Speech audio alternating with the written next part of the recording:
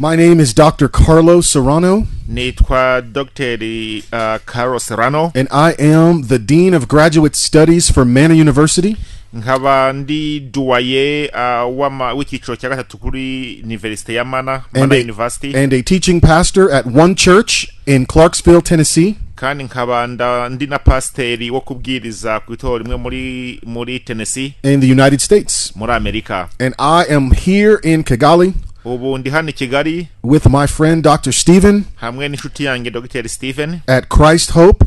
Kuri Christ Hope. And we are training leaders. Tukaba turimo duhugura abayobozi. We are helping pastors. Turimo turafasha abapasiteri. And we are starting a Mana University mentoring center. Ndetse dushaka no gutangira centre yo gufasha ya Mana University. To help pastors and church leaders kugira ngo dufashe abapasiteri n'abayobozi b'amatorero get accredited kugira ngo babone amadiplome yemewe, certificates and degrees, amasertifika ndetse n'amadiplome that are recognized in the United States, yemewe muri Amerika, and of course recognized here in Rwanda, ndetse azemerwa hano mu Rwanda, to help leaders and help churches. kugira ngo dufashe abayobozi ndetse dufashe n'amatorero. So that's what brought me over 7,000 miles. Iki nicyo cyanzanye hafi ibirometero byinshi cyane birenga 7,000 from the United States here to Rwanda. Mva muri Amerika nkaza hano mu Rwanda. And I just want to say thank you. Ndashaka kubashimira cyane. Everyone has been so lovely to me. Buri wese yanyeretse urukundo. Everyone has been so friendly. Ndetse buri wese yanyeretse ubucuti. Even the weather has been friendly. Ndetse n'ikirere cyabaye cyiza. And I'm so thankful to God for the privilege to be here. Ndashimira Imana n'iby'igiciro kuba hano. Especially thank you to everyone here at this wonderful radio station. Ndetse ndashimira n'abantu ba hano kuri radio nziza. That's working hard every day. Barimo bakora cyane buri munsi. To serve the people. Bakorera abantu b'Imana. And to broadcast the great good news of Jesus. Kugira ngo bakwirakwize ubutumwa bwiza bwa Kristo. All over this great country. Muri iki gihugu cyose cyiza. Now we're on the radio so you can't see my face. Hano kuri radio ntushobora kumbona. I know you see a lot of foreigners here in Rwanda, especially Kigali. Ndabizi hano muri Kigali ubona abanyamahanga benshi. But I believe I am a rare foreigner to be in Kigali. Ndagira ngo ngende umunyamahanga udasazwe kuba hano i Kigali. Because I am a black American. Kuko ngewe ndi umunyamerika w'umwirabura. An African American. Nukuvuga ngo ndi umunyafrika, ndi umunyamerika w'umwirabura. And let me tell you, it's so special and powerful. Ndagira ngo niby'igiciro kandi niby'imbaraga for me to be around you. Kugira ngo kubana namwe. So thank you again for your great hospitality. Ndabashimiye cyane ko kunyakira neza. And making me feel at home. Kumva nkyumva nkaho ndi mu rugo. So tonight we're going to learn some stories. Uyu munsi turi bwige amakuru, some lessons, amasomo from one of the greatest leaders to ever walk on planet Earth.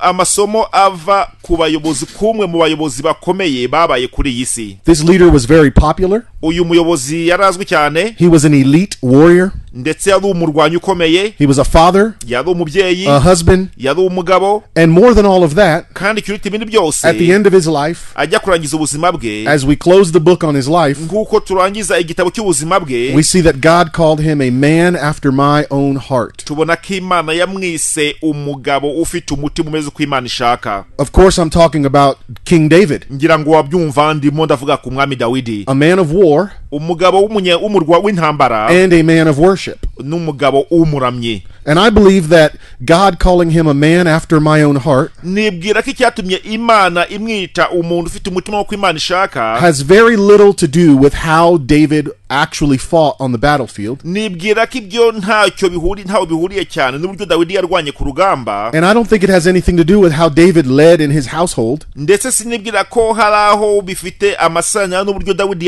yayoboye urugo rwe. I think it had everything to do with how David responded when times were tough.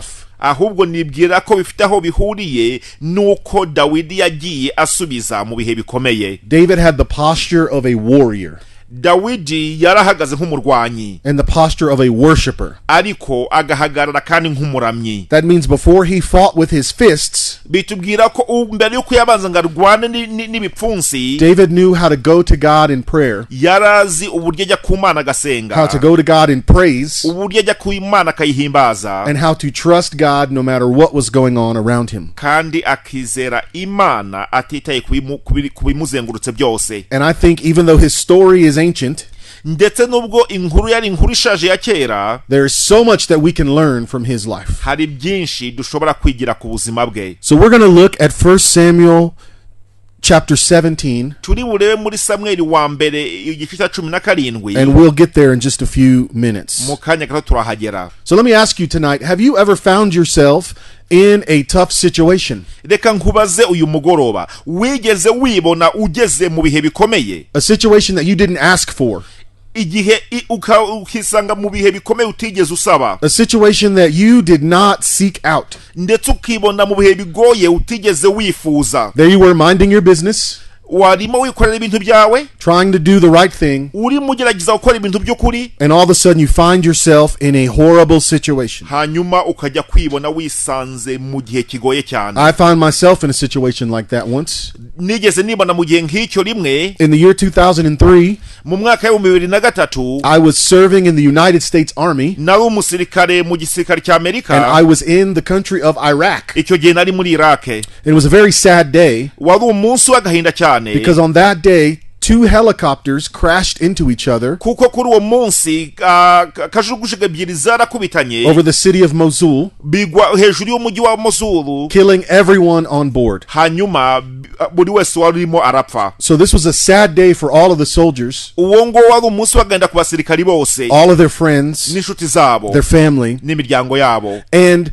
the chaplain who was supposed to preach the Sunday service uwo munsi umwomoni wagombye kubwiriza ku cyo cyumweru, the day after the crash, umunsi ukurikiyeho nyuma y'iyo mpanuka, he came to me out of nowhere araza rwose antunguye, and he said, "Carlo, arambwira ati, Carlo, how about you preach today?" ese wabwirije uyu munsi? Now, I was not a chaplain. Ngewe ntabwo nari umwomoniye, I was not a trained preacher. nta nubwo nari umuvugabutumwa uteguwe, I led some Bible studies, nayoboraga inyigisho za Bibiliya, and the chaplain knew that I wanted to be a pastor, ariko uwo mwomoni yarabizi ko nshaka umupasiteri, but I was not ready to be a pastor. ariko ntabwo nari mbyiteguye uwo mwanya. Oh, there's one more thing. hari n'ikindi, Church was starting in 15 minutes. ibyo kandi yabimbwiye twenda gutangira amateraniro mu minota 15. He gave me 15 minutes notice ampa iminota 15 yo kuntegura to preach the sermon. kugira ngo njye gutanga ikibwiriza. And so I said, okay, Ndavuga ati sawa, and I prayed, ndasenga, Lord Jesus, help me. ndavuga ngo Mana mfasha, And I turned to my Bible, hanyuma njya kuri Bibiliya and I yanjye, found a couple of scriptures, mbona imirongo mikeyaho, and I did my best hanyuma ndagerageza to preach what I'm sure was a terrible sermon. ndibwira ko icyo gihe nabwije ikibwiriza kibi cyane. In that moment, all I knew was to just trust God muri ako kanya ikintu nari nzi cyari kimwe ni ukwizera Imana, and do the best with what I had available. hanyuma ngakoresha uko nshoboye ibyo nari mfite. Now, I had been studying a specific passage of scripture ngira ngo nari maze niga umurongo runaka wo muri Bibiliya for the Bible study that I was leading.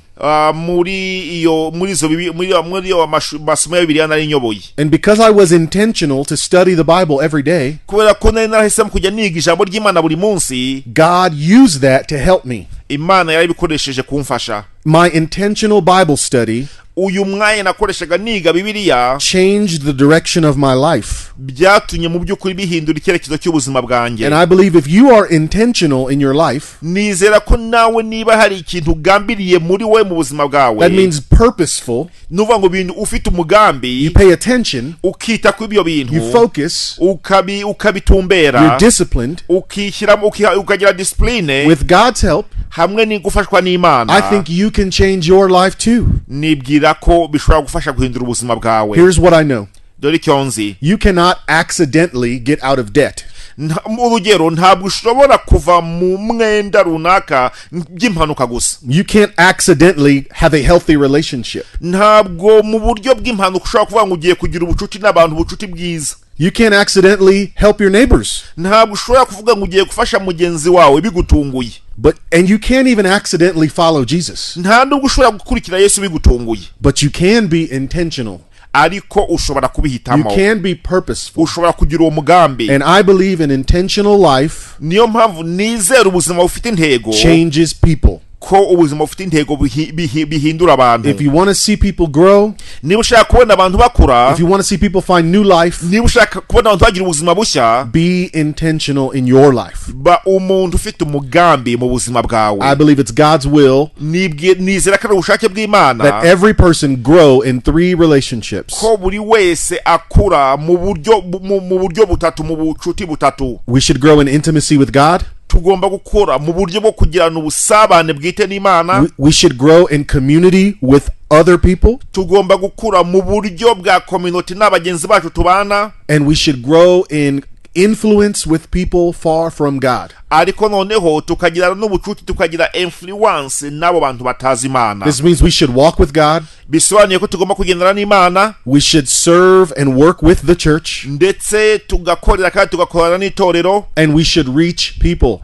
Kandi tugagera ku bantu. Why? Kubera iki? Because Jesus is the only hope. Kuko Yesu niwe byiringiro gusa. And we are the first people that others will see. Kandi ni twebwe abantu ba mbere abandi bazabona. Your neighbor may never read the Bible, umuturanyi wawe ashobora kutazigira asoma Bibiliya, but every day they're going to read you. ariko buri munsi we bazagusoma. Your neighbor may never hear a preacher, umuturanyi wawe ashobora kutazigira yumva umuvugabutumwa, but they will hear you. ariko bazakumva. And if you're intentional niba rero ufite umugambi in living for God and trusting God, ubaho kubereho Imana kandi wizeye Imana, you can lead them to God. ushobora kubayobora ku Mana. You can play a huge part in someone else's story of life change. ushobora kugira uruhare rukomeye mu mateka yo guhinduka k'ubuzima bw'undi muntu. But what does that have to do with King David? Arse ibyo bihuriyeho n'umwami Dawidi. Well, David was also put into a situation that he didn't ask for. Dawidi nawe yisanze muri situwasiyo atigeze asaba. He was just minding his business. yari yibereye mu kazi ke gusa, And his father sent him to the battlefield, hanyuma ise amwohereza ku rugamba, and everything changed. ageze ibintu byose birahinduka. And because David was intentional in some things, kubera ko Dawidi yari afite umugambi mu bintu, he was prepared for the moment that would change his life. yari yiteguye, ageze mu mwanya wari ugiye guhindura ubuzima bwe igihe cyose. So if you're somewhere seated down and you can open a Bible, let's turn to 1 Samuel 17. niba wicaye ahantu ukaba ushobora gufungura Bibiliya, reka tujye muri Samweli wa mbere 17. If you're driving, of course, put your Bible down and your phone down and just listen.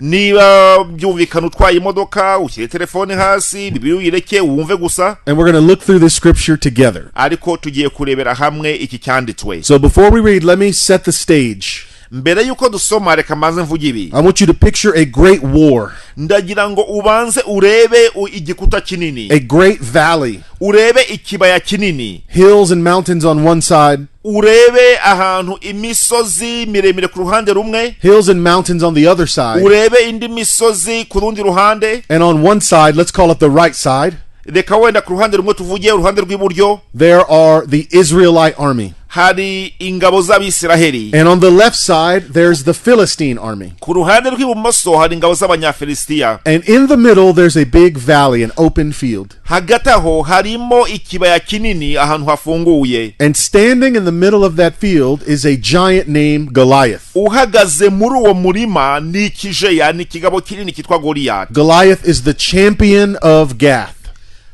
Goliyati niwe wari umuyobozi wa Got, niwe wari umutsinzi wabo. What does that mean, champion? ese umutsinzi wabo, umushampion wabo bisobanuye iki? Well, in that ancient warfare, mwa kiriya gihe cy'urugamba, mwiriya minsi yabo, instead of having 1,000 soldiers fight each other, aho kugira ngo bahitemo kugira abasirikari ibihumbi barwane, what would often happen uko babigenzaga is they would send out their best warrior, bahitagamo kohereza umukuru wabo ukomeye kurusha abandi, and they would say, here is our champion, bakavuga ati dore uduhagarariye, send us your champion, namwe nimutwoherereza uwanyu, we'll let those two fight, tuwareka abo babiri barwane, and whoever wins utsinze wins the battle. arabatsinze urugamba, Whoever wins utsinda wins the war. arabatsinze urugamba. If your man kills our man, umuntu wanyu niyica uwacu, we'll lay down our sword and we'll serve you. turahita dushyira hasi inkota zacu tubakorere. But if our man kills your man, hanyuma kandi ariko uwacu niyica uwanyu, then you lay down your swords and follow namwe us. murashyira ibirwanisho byanyu hasi mudukorere. So this is what's happening in this story. ni biro niko byagenze muri iyi nkuru. And normally Israel would have engaged in that type of battle. mu by'ukuri ubusanzwe abisiraheli ntibagombye kujya muri wa rugamba, but the champion of Gath was no normal person. ariko uyu mujeya uyu mutsinzi uyu Goliyati ntabwo yari umuntu usanzwe. Some scholars say he was 10 feet tall. hari abatubwira ko uyu mugabo yari afite uburebure twavuga 10 feet uburebure, yari umuntu muremure cyane, taller than the biggest basketball player you know. bivuga ngo yari umuntu muremure cyane usumba umukinnyi wa basket muremure wabuzi, Muscles bigger than the biggest wrestler or rugby player you've ever seen. ni ukuvuga ngo yari akomeye cyane kurusha bariya barwana bakora ibintu bikomeye cyane kurusha abakinnyi ba rugby tuzi bakomeye. Think about this. His sword was taller than some of your mothers. No kuvuga ngo mu byukuri inkota yari atwaye yari inkota iruta ba mama banyu, donc yari inkota ndende cyane. His sword and shield were heavier than all of your children combined. No kuvuga ngo mu byukuri inkota intwaro yari afite zari ziremereye kurusha uburemere bw'abana bawe bose bari hamwe. He's a giant man.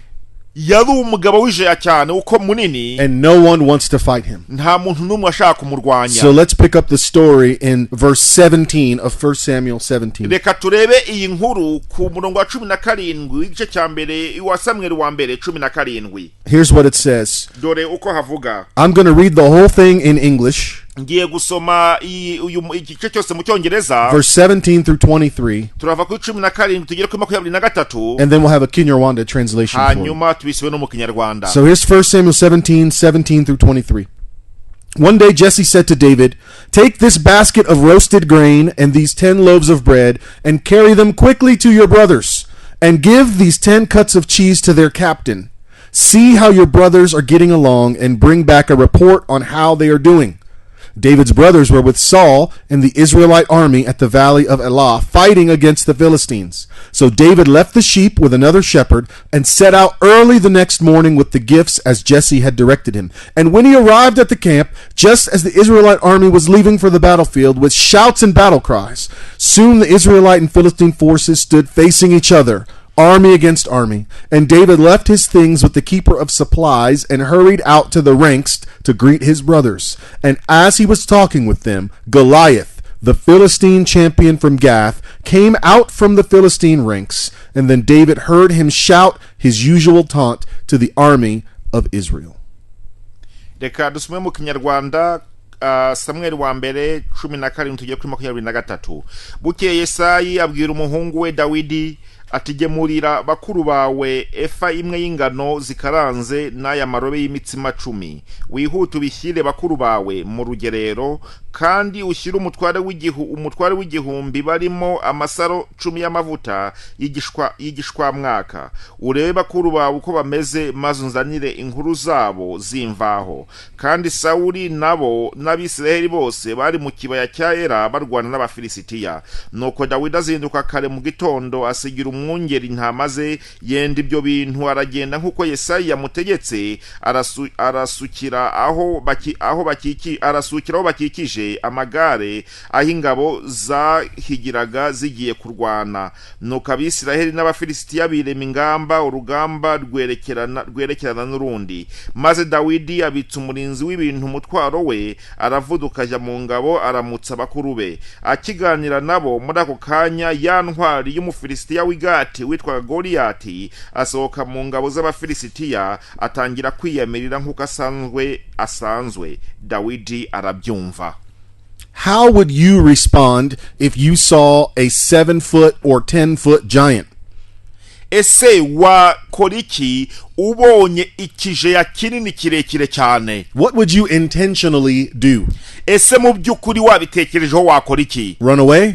Wakiruka? Maybe never be there in the first place? Cyangwa wakibaza ngo buri nazi iki? From the story of David and Goliath, we learn 4 things that should drive us to live intentional lives. Duhereye ku inkuru ya Dawidi na Goliyati, hari ibintu bine dushobora kwiga bishobora kutwigisha kubaho ubuzima bufite intego. The first thing is that David had a why.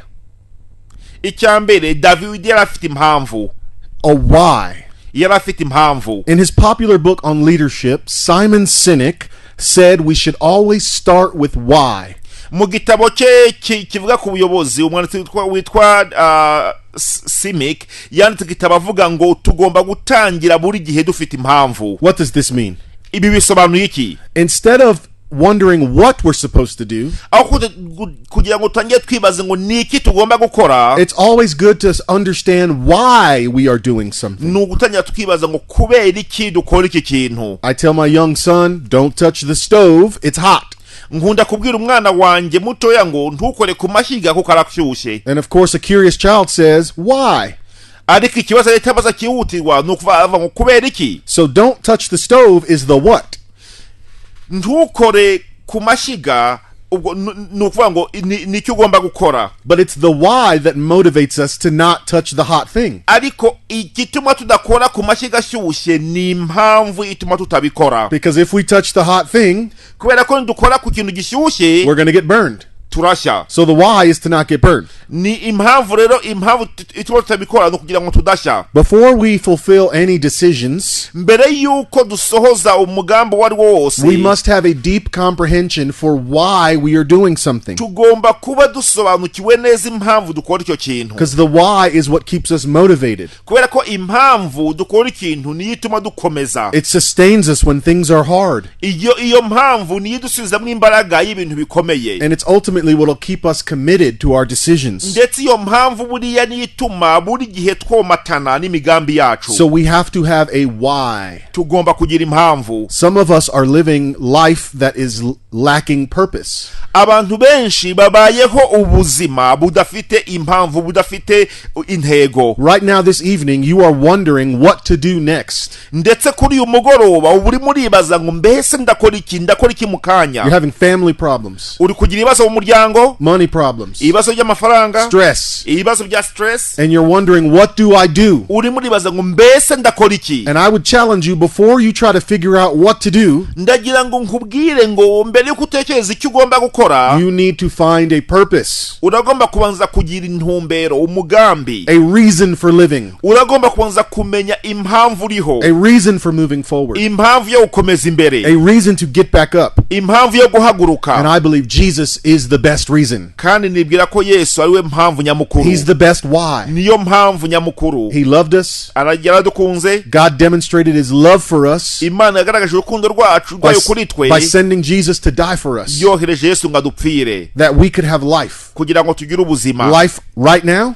ubuzima uyu mwanya and life forever. n'ubuzima bw'igihe cy'iteka ryose. And so the Bible tells us, Bibiliya itubwira neza ngo in view of everything Jesus has done for us, turebye ibyo Yesu yadukoreye byose, now we get to live for him. tugomba kuba ku bwe. It's our great privilege. ni iby'igiciro kuri twe. So no matter what's happening in my life, ngo ntiteye kwibaho mu buzima bwanjye, my why is living for ni Jesus. ukuvuga ngo impamvu ndiho ni ukuberaho Kirisito. And my why is taking care of the gifts he's given me. impamvu ndiho ni ukwita ku byo yampaye, ku mpano yampaye. Gifts like my wife of 23 years. urugero nk'impano y'umugore wanjye imyaka 23. Gifts like my 22-year-old son. impano wenda y'umuhungu wanjye imyaka 22. Gifts like my 17-year-old son. impano y'umuhungu wanjye imyaka 17. That's my why. iyo niyo mpamvu ndiho. And David had a why.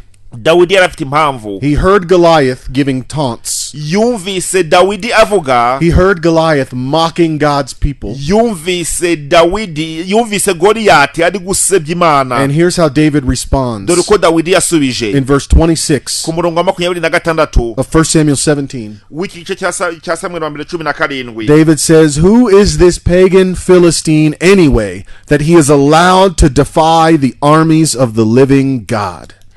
maze Verse 26. umurongo wa 26 Dawidi arabaza ngo mbese uwo mufilisitiya utakebwe usuzugura ingabo z'Imana ihoraho ni muntu ki?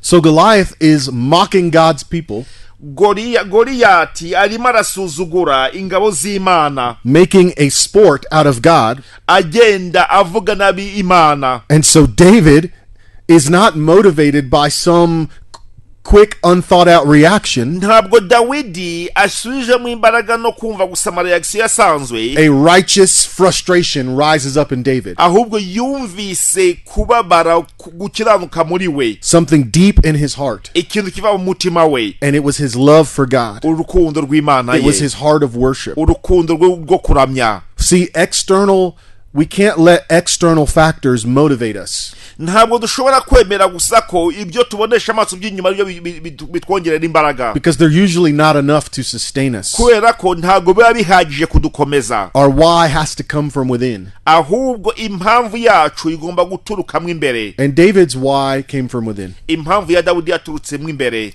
David had a why, and David also had a who. Dawidi yari afite impamvu, ariko yari afite n'ubimutera.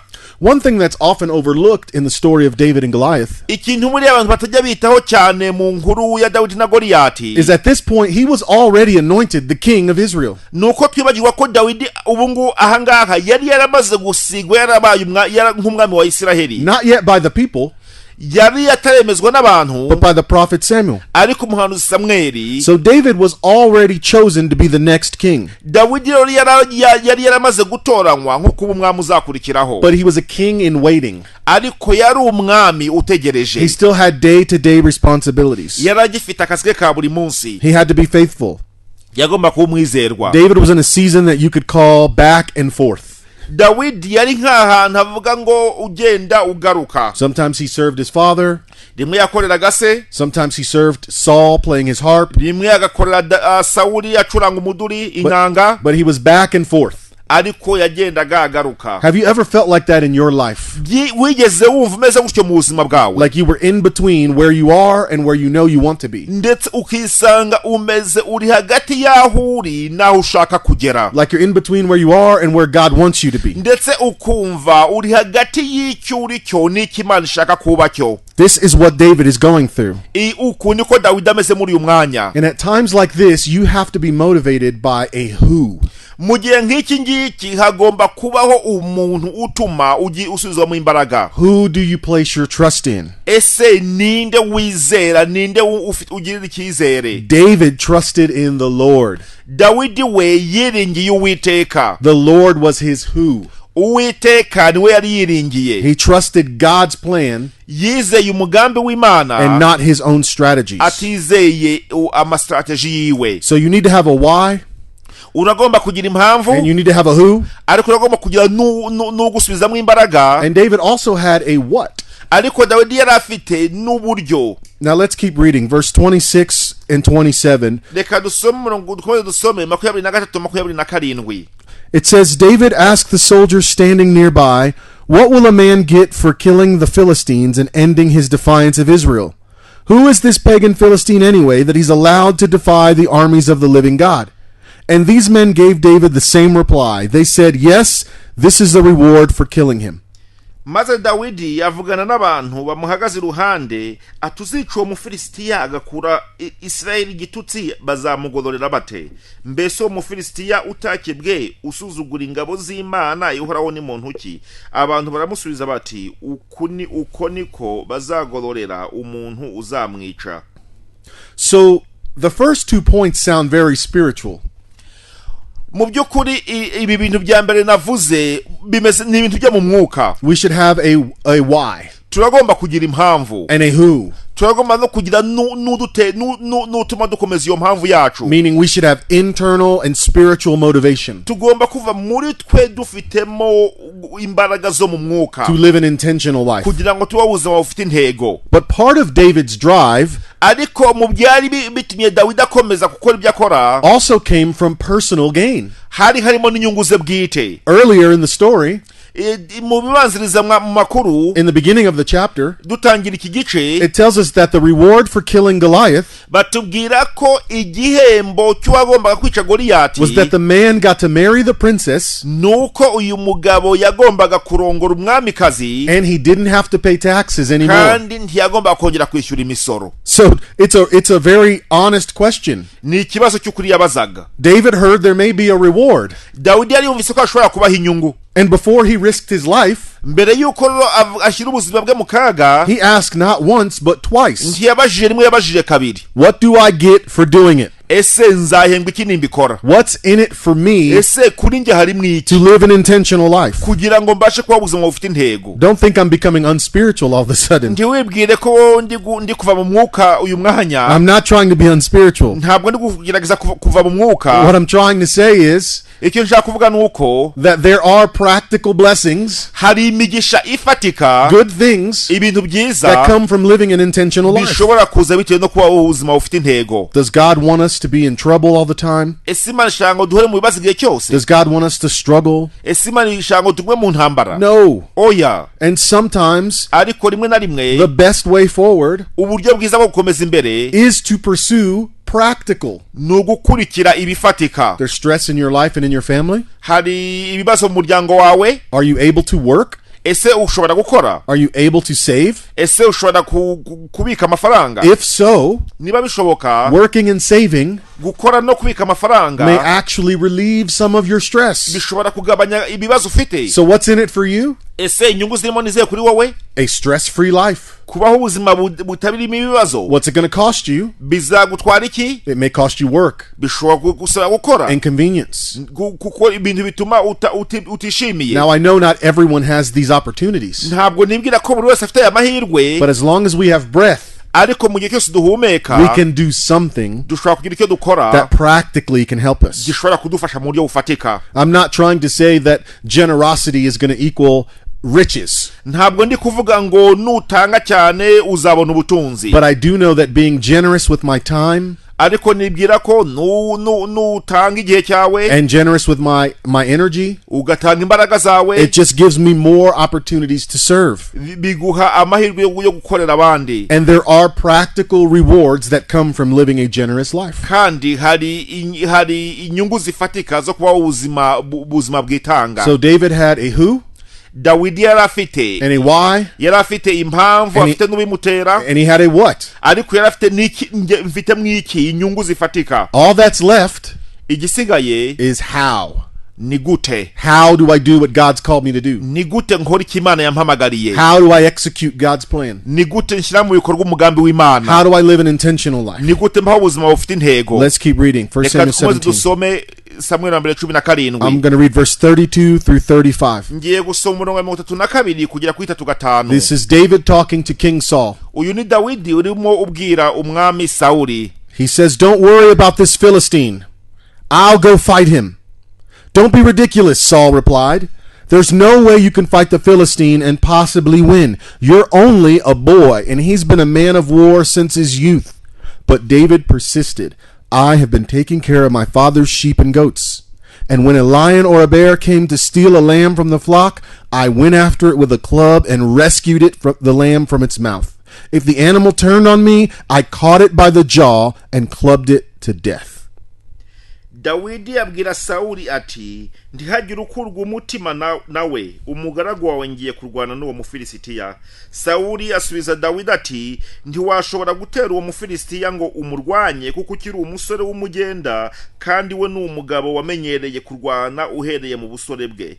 Dawidi asubiza Sawuli ati, "Umugaragu wawe naragiraga intama za data, iyo zaterwaga n'intare cyangwa idubu zigakura umwana w'intama mu mukumbi, narahubukaga nkayikubita nkayisambura mu kanwa, nkayiyambura mu kanwa kayo, yamvumbukana nkayicakira akananwa, nkayivutagura nkayica." Now I know some very tough men. Nzi abagabo bakomeye, And I know some very tough women too. nzi n'abagore bakomeye, But I don't know anyone that's tough enough to take food from a lion's mouth. ariko nta n'umwe nzi ukomeye washobora gukura ibiryo mu kanwa k'intare. I don't know anyone that's tough enough to beat a bear with a club. Nta ndetse n'umwe nzi ushobora kuvuga ngo afite imbaraga zo kurwanya idubu akoresheje And I inkoni. really don't know any young boys who can do that. Ndetse nta bahungu bakiri bato nzi babishobora. Let's keep reading verse 36 through 39. Reka dusome 36 tugere kuri 39. This is David talking to King Saul. Uyu ni Dawidi ubwira umwami Sawuli. David says, "I have done this to both lions and bears, and I'll do it to this pagan Philistine too, for he has defiled the armies of the living God. The Lord who rescued me from the claws of the lion and the bear will rescue me from this Philistine." And Saul finally consented. "All right, go ahead, and may the Lord be with you." Then Saul gave David his own armor, bronze helmet, and a coat of mail. David put it on, strapped the sword over it, and took a step or two to see what it was like, for he'd never worn such things before. "I can't go in these," he protested to Saul. "I'm not used to them." So David took them off again. nuko ubwo umugaragu wawe yishe intare n'idubu, uwo mufilisitiya utakebwe azapfa nk'imwe muri zo, kuko yasuzuguye ingabo z'Imana ihoraho. Dawidi arongera aravuga ati, Uwiteka wandokoye mu nzara z'intare n'idubu azankiza no mu maboko y'uwo mufilisitiya. Nuko Sawuli abwira Dawidi ati, ngaho genda, Uwiteka abane nawe. Maze Sawuli yambika Dawidi imyambaro ye n'ingofero y'umuringa ku mutwe, amwambika n'ikoti riboheshejwe iminyururu. Dawidi ahera ko yambara inkota ku myambaro ye, agerageza kugenda kuko yari atarayigeramo. Dawidi abwira Sawuli ati, simbasha kujyana ibi kuko ntabimenyereye. Nuko Dawidi arabyiyambura. I believe how David defeated Goliath nibwira ko uburyo Dawidi yatinze Goliyati is more important than anything, ni ikintu cy'ingenzi cyane kurusha ibindi byose, because David's confidence came from God, kubera ko ibyiringiro bya Dawidi byavuye ku Mana, and it came from the gifts God had already given him. kandi byari byavuye ku mpano Imana yamuhaye. In fact, David would use the same weapon to defeat Goliath ndetse Dawidi ashobora gukoresha intwaro yari yarakoresheje gutsinda Goliyati, that he used a sling and a stone. yakoresheje ibuye n'umugozi. The same weapon to kill Goliath iyo ntwaro yakoresheje yica Goliyati that he used to defeat a bear niyo yakoresheje atsinda idubu and a lion. n'intare. So many of us hold back because we don't feel equipped. abantu benshi tujya dutsindwa kuko twumva ko tutiteguye. You might be listening tonight and say, I don't feel prepared. ushobora kuri kumva uyu mugoroba uvuga ngo ntabwo niteguye. How am I supposed to get out of this situation? ese ni gute nava muri iki kibazo? And I want to encourage you tonight ndagira ngo utere umwete uyu mugoroba and challenge you ndetse nkubwire that if you have breath in your lungs ko mu gihe ugifite umwuka mu bihaha and the Lord on your side, n'Uwiteka ku ruhande rwawe, you have everything you need ufite ibyo ukeneye byose to step forward kujya imbere into God's plan, muri gahunda y'Imana, to live an intentional kubaho life. ubuzima bufite intego. David had a how. Dawidi yari afite uburyo agomba kubikora. The same God who saved him before Imana yamukijije mbere would save him again, izongera imukize, and he would use the very things that God had already given him. kandi yari bukoreshe iby'Imana yari yamuhaye. We spend so much time looking for the next word from God, usanga kenshi tuvuga ngo tugiye gushaka iki, tugiye gukorera Imana, the next life-changing message. tugashaka ubundi butumwa budasanzwe buhindura ubuzima, And sometimes God's already given us the word. kandi ahubwo Imana yaramaze kuduha He's already ijambo, given us what we need. yamaze kuduha ibyo dukeneye. We have to do something with it. tugomba gukoresha kugira icyo tubikoresha. And remember that the same God who saved me yesterday, nkibuka ko Imana yankijije ejo, the same God who saved me 25 years ago, Imana yankijije imyaka 25 ishize, is the same God who can save me right now. niyo Imana ishobora kunkiza uyu mwanya. Let's finish the story. reka turangiza aya makuru. Verse 40 through 51. umurongo wa 40 kugera kuri 51. It says, he picked up 5 smooth stones from a stream and put them into his shepherd's bag. Then, armed only with the shepherd's staff and sling, he started across the valley to fight the Philistine. Goliath walked out towards David with his shield bearer ahead of him, sneering in contempt at this ruddy-faced boy. Am I a dog, he roared at David, that you come at me with a stick? And he cursed David by the names of his gods. Come over here and I'll give your flesh to the birds and wild animals, Goliath yelled. And David replied to the Philistine, you come to me with sword, spear, and javelin, but I come to you in the name of the Lord of heaven's armies, the God of the armies of Israel, who you have defied. Today the Lord will conquer you, and I will kill you and cut off your head, and then I will give the dead bodies of your men to the birds and the wild animals, and the whole world will know that there is a God in Israel. And everyone assembled here will know that the Lord rescues his people, but not with sword and spear. This is the Lord's battle, and he will give you to us. And as Goliath moved closer to attack, David ran out to meet him. Verse 49. And reaching into his shepherd's bag and taking out a stone, he hurled it with his sling and hit the Philistine in the forehead. The stone sank in, and Goliath stumbled and fell face down on the ground. So David triumphed over the Philistine with only a sling and a stone, for he had no sword. Then David ran over and pulled Goliath's sword from its sheath, and David used it to kill him and cut off his head. aherako asingira inkoni arayitwaza, yitoranyiriza amabuyenge 5 mu kagezi, ayashyira mu ruhago rw'imvumba y'abashumba yari afite, kandi yari afite umuhumetso mu ntoki. Nuko yegera umufilisitiya nawe araza asatira Dawidi umutwaje ingabo amurangaje imbere.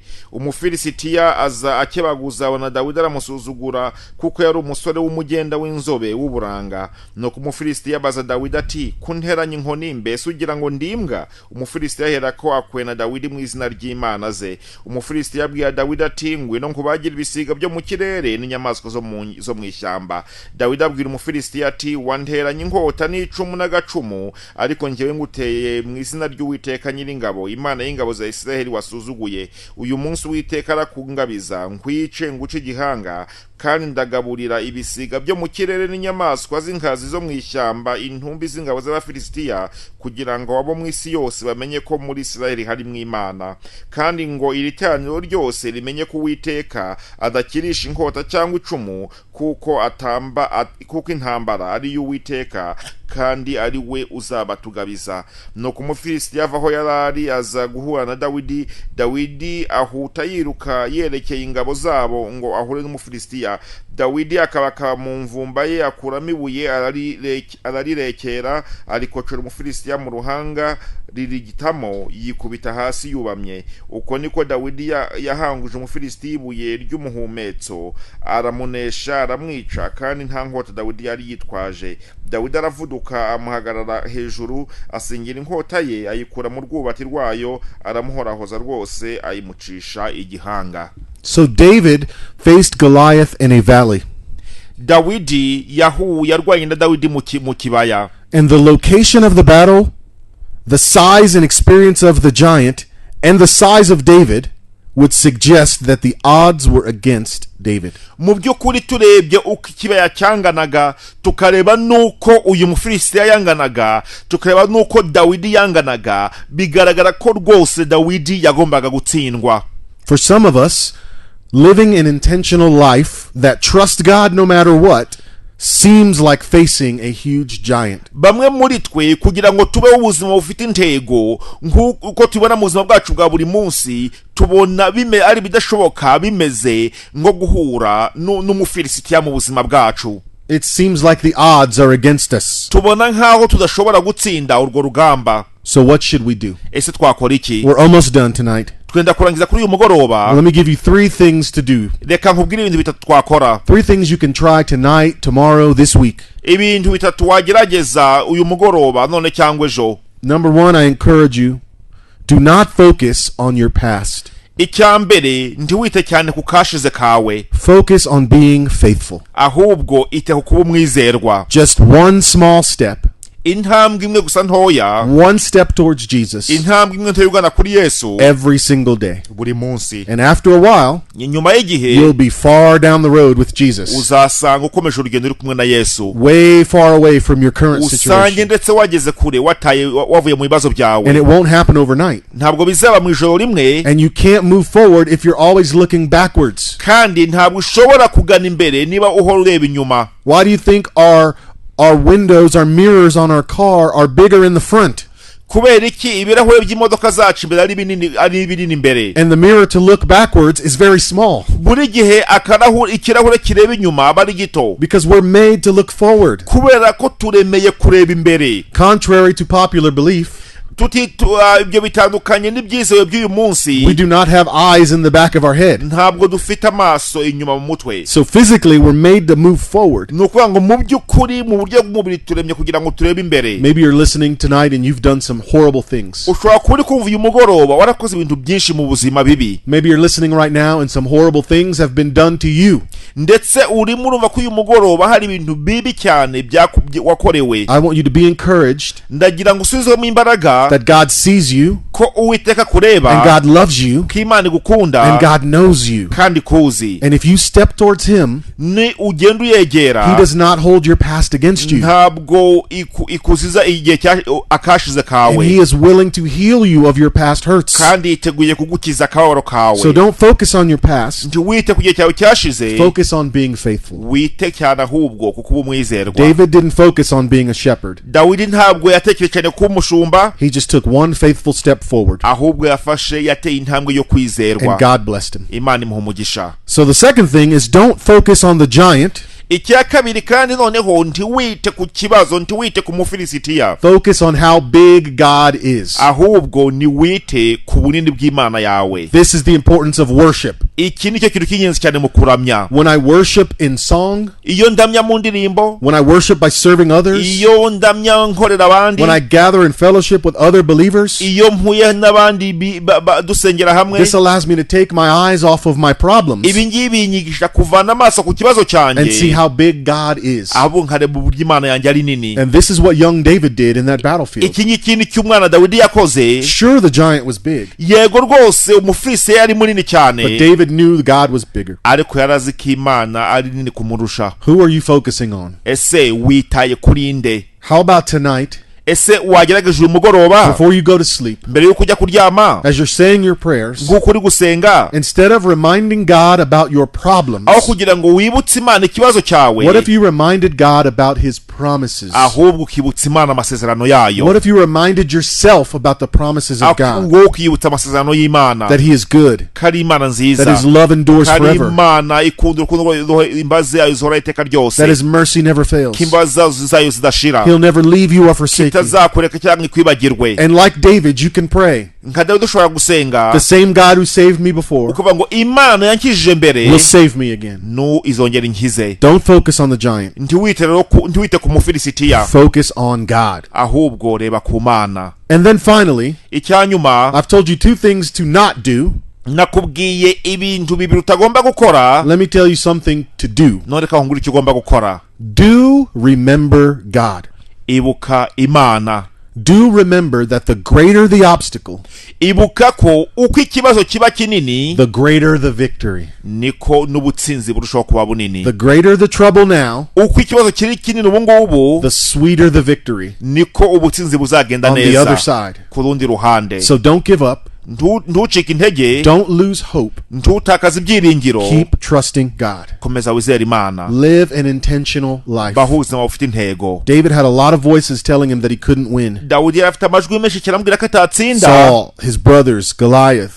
Sawuli, abavandimwe be, Goliyati ubwe. And we have to be careful to the voices we're allowing to influence us. Tugomba rero kwitondera amajwi twumva agenda atuvugisha mu buzima Instead of bwacu. listening to those voices, Aho kugira ngo twumvire ayo majwi, let's be intentional about listening to God. reka tugire ubuzima bufite intego twumvira Imana, Because an intentional life kuko ubuzima bufite intego changes people. buhindura abantu. Before I pray for us tonight, Mbere yuko dusenga, I just want to encourage you ndagira ngo utere that umwete, if you are not connected to any local church, niba utari hamwe n'itorero runaka mu itorero aho utuye, we would love to invite you this weekend. turashaka gutumira iyi weekend. So Pastor Stephen, please tell us about your church, how people can get connected. Reka nsabe Pastor Steven atubwire aho itorero riri niba wabasha no guterana natwe.